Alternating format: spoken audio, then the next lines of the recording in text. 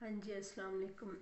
सबसे पहले तो बेटा अगर आपने पेपर्स की तैयारी जो है उसको मद्देनज़र रखें कि आपने किसी किताब को या चैप्टर को कितनी दफ़ा रिवाइज़ करना है। फिर सिलेबस को डिवाइड कर लें कि फ़र्ज़ करें 8-8 चैप्टर्स हैं सारी बुक्स के और आपके पास 2 माह पड़े हुए हैं, 2.5 माह है, आपके पास 45 दिन है। और सारी किताबों के अगर आप मतलब 8-9 चैप्टर करती हैं तो आपके पास जो है वो 45 से ऊपर चैप्टर्स की तादाद चली जाती है। इस लिहाज से आपने ये कोशिश करनी है कि आपने रोज़ाना मतलब एक चैप्टर कर लेना है। अब ये नहीं समझना कि एक चैप्टर तो बहुत ज़्यादा है। किसी भी बुक का अगर एक चैप्टर देखा जाए तो वो 5-6 बुक पेजेस वर्क होंगे। चलो, आपके पास भी तो 24 घंटे हैं और आपने पहले उसे याद किया हुआ है। अब तक सारे टीचर्स ने तकरीबन सारा सिलेबस याद करवा दिया हुआ है।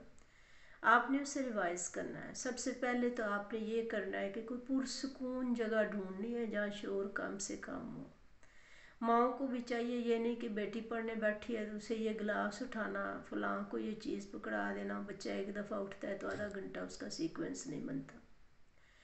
तो आपने ये काम करना है कि पुरसकून जगह ढूंढनी है। फिर घर वाले आपको पढ़ाई के दौरान में डिस्टर्ब ना करें। आपने अपना एक माइंड सेटअप बनाना है। बिस्मिल्लाह लाजमी पढ़नी है, फिर अल्लाह ताला से दुआ करनी है कि मैं नेक मकसद के लिए बैठ रही हूँ, मेरे लिए इसमें आसानी पैदा फरमाओ। 35-40 मिनट आपने एक सब्जेक्ट का जब एक टॉपिक या एक क्वेश्चन करना है, आपने उसका टारगेट रखना है कि मैंने इसे इतने टाइम में कर लेना है। अब उस क्वेश्चन को आपने गौर से पढ़ के देखना है। अगर तो उसमें ऑलरेडी कुछ मतलब तारीफ़ें हैं या कुछ हेडिंग्स वगैरह दी हुई हैं तो उन पे फोकस करें। अगर नहीं दी हुई तो आप उसके पैराग्राफ्स को पढ़ के देखें। जब बंदा एक सबक के पैराग्राफ्स को पढ़ता है तो तकरीबन सारे सबक में से उसे लग रहा होता है कि आसान है, मुझे सारा कुछ आ रहा होता है। टीचर जब पढ़ाता है बच्चा कह देता है ठीक है जी आ गया। फिर टीचर जब कहता है अच्छा चलो फिर लिखो, तो फिर जब वो लिखने लगता है तो वही बच्चा कहता है कि 1 मिनट ठहरे टीचर, मैं इसको दोबारा देख लूं। वजह ये नहीं होती कि उसको वो लाइंस नहीं याद है, वजह ये होती है कि उसको उन लाइंस की तरतीब नहीं आ रही होती। वो सारी चीज़ें एट अ टाइम उसके दिमाग में जो है ना वो होती हैं, लेकिन उसने क्या पहले लिखना है, कहाँ से स्टार्ट करना है, वो इन चीज़ों को कैप्चर नहीं करता है।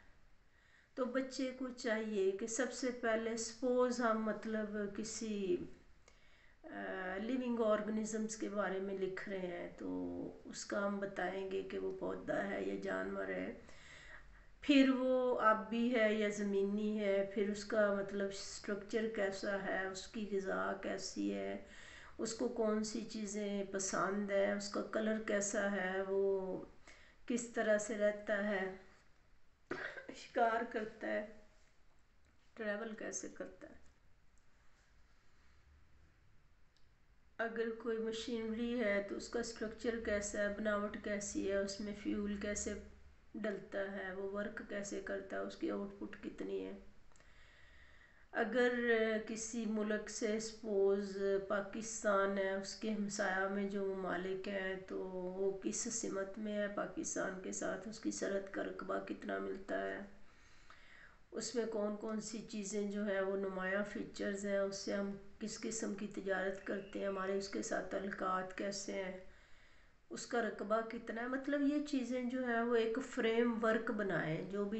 जो भी सवाल पढ़े उसमें देखें कि उसमें अहम बातें कौन सी हैं और उसके बारे में अपने माइंड में जो है वो शॉर्ट क्वेश्चन सेट करें कि किस किस चीज़ के मतलब इसमें से पूछा जाएगा और मैं उसका जवाब क्या दूँ।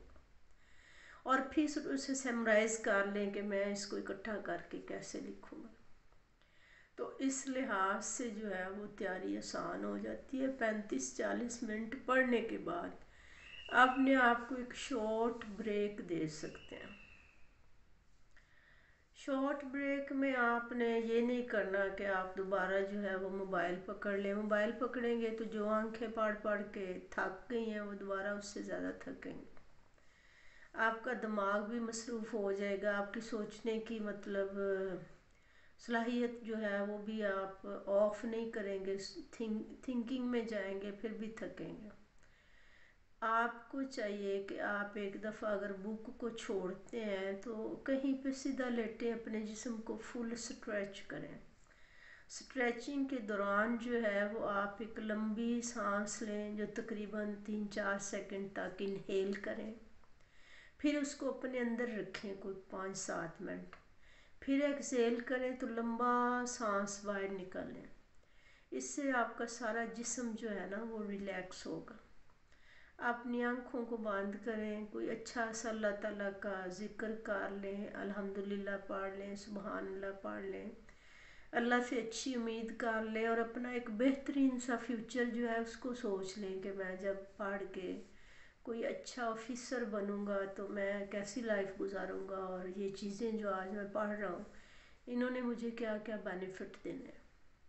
پھر آپ وقفہ لینے کے بعد دوبارہ جو ہے وہ دوسرا تیسرا کویسچن جو ہے وہ یاد کریں، اور اگر آپ کے ذہن میں کچھ آئے کہ میں اسے بعد میں کر لوں یا نہ کروں، یہ ذہن میں رکھیں کہ سارا یاد کرنے کا کام جو ہے نا وہ پیپر سے مہینہ ڈیڑھ پہلے کرنا ہوتا ہے۔ خاص کر پیپرز والے دن کے لیے یاد کرنے کا پینڈنگ کچھ بھی نہیں چھوڑنا چاہیے۔ یاد تو کرنے لگو گے آپ 1-2 پیراگراف تو اس پہ آدھا گھنٹہ لگا دیں گے، تو پیپرز میں تو صرف ریویژن چلتی ہے۔ اگر سائنس سبجیکٹ ہے تو اس میں آپ کو سب سے پہلے ہیڈنگز کو، اگر کیمیکل ایکویشنز ہیں تو انہیں، فزکس میں فارمولے ہیں تو انہیں، کچھ یونٹس ہیں تو وہ یاد کرتے ہیں۔